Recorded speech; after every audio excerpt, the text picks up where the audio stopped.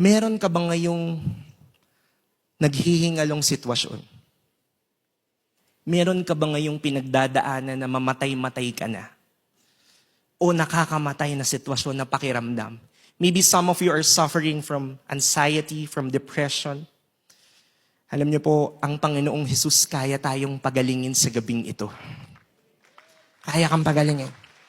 Just declare, don't stop declaring, don't stop believing. Kaya ano po ang sabi po dito? Ito po ang kanyang sinabi. Dry bones, listen to the word of the Lord. In Ezekiel 37 verse 5, this is what the sovereign Lord says. Look, I'm going to put breath into you and make you live again. Kaya kitang buhayin. May kaya akong gawin sa iyo. At anong sabi dito in verse 6? I will put flesh and muscles on you and cover you with skin. I will put breath into you and you will come to life. Then you will know that I am the Lord.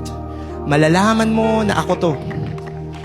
Malalaman mo na ako to dahil yung imposible na wala nang naniniwala, meron akong kayang gawin sa sitwasyon na yan.